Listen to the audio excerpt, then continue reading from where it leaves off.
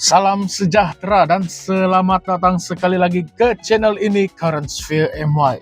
Bagi video kali ini kita akan mengulas satu isu yang kiranya agak hangat diperkatakan oleh kita rakyat Sabah pada hari ini. Baiklah, tanpa membuang masa, Sabah dalam pergelutan, kuasa elit dan ancaman penjarahan sumber. Sabah kini berada di tengah-tengah krisis politik yang lebih mendalam daripada sekadar perebutan kuasa.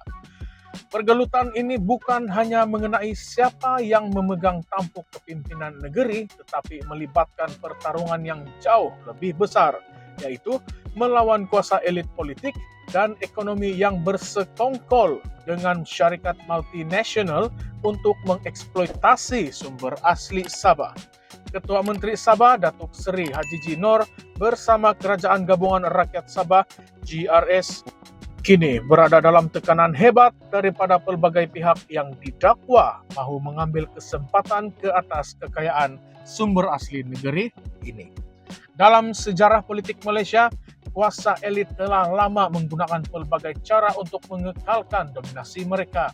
Antara taktik yang digunakan termasuklah manipulasi dalam pembentukan gabungan politik, rasuah terselubung, dan penguasaan ke atas institusi awam bagi memastikan kepentingan ekonomi mereka terpelihara.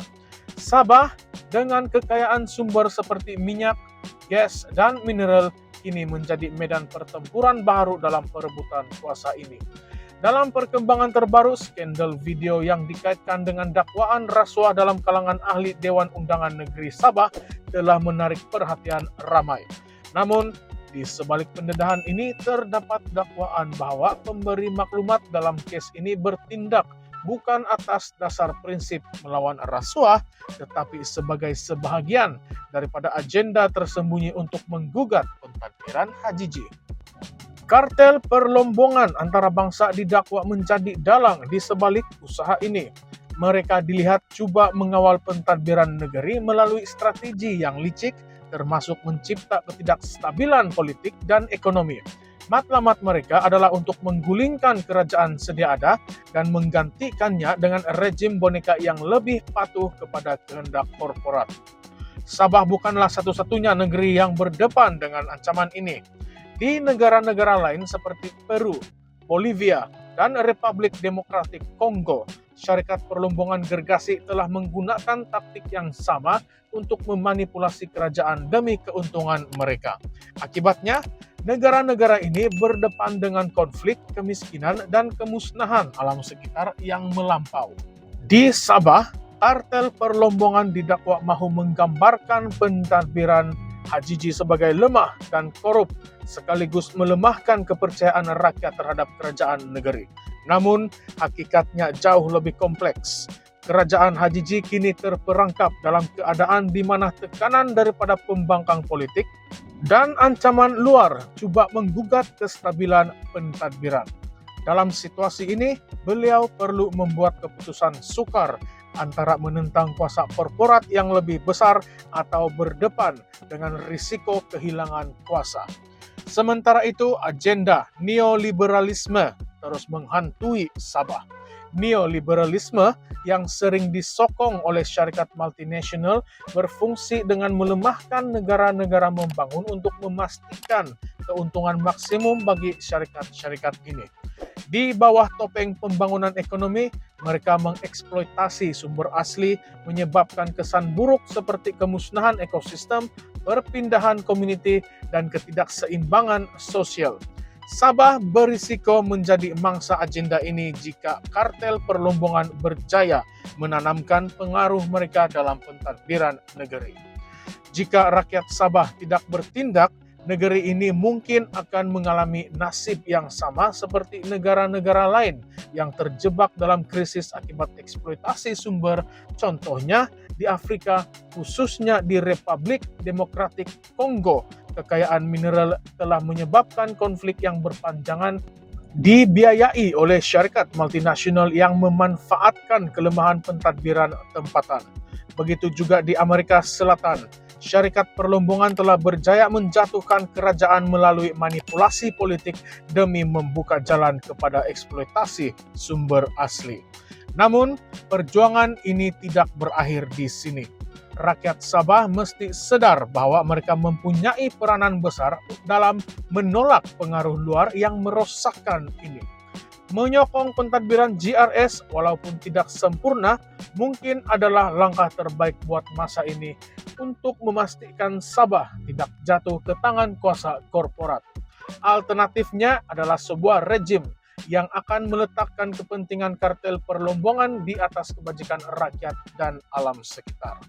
Persoalan yang kita perlu renungkan ialah sejauh mana rakyat Sabah bersedia untuk mempertahankan negeri mereka daripada pengaruh luar ini.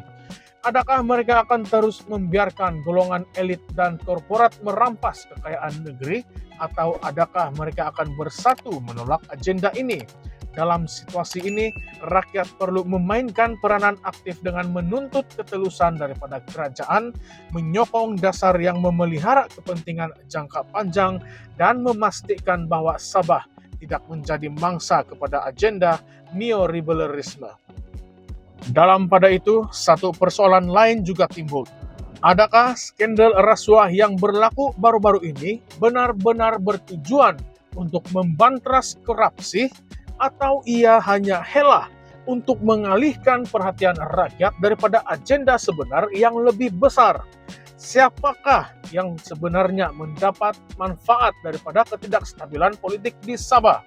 Dan yang paling penting, adakah pentadbiran HJJ cukup kuat untuk berhadapan dengan kuasa besar ini? Atau mereka memerlukan sokongan lebih besar dari rakyat Sabah? Rakyat Sabah juga perlu mengambil iktibar daripada pengalaman negara-negara lain. Jika mereka gagal mempertahankan autonomi dan sumber asli negeri ini, Sabah mungkin akan menjadi mangsa kepada kartel antarabangsa yang hanya peduli pada keuntungan mereka.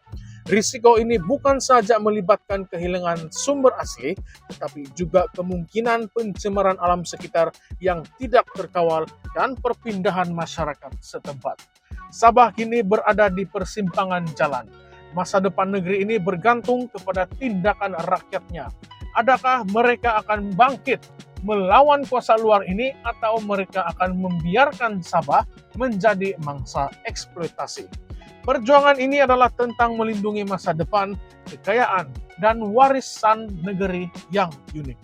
Rakyat Sabah perlu bersatu menyuarakan tuntutan mereka dan menolak agenda yang hanya menguntungkan pihak luar. Jika tidak, harga yang perlu dibayar mungkin terlalu mahal. Apa pendapat Anda sekalian?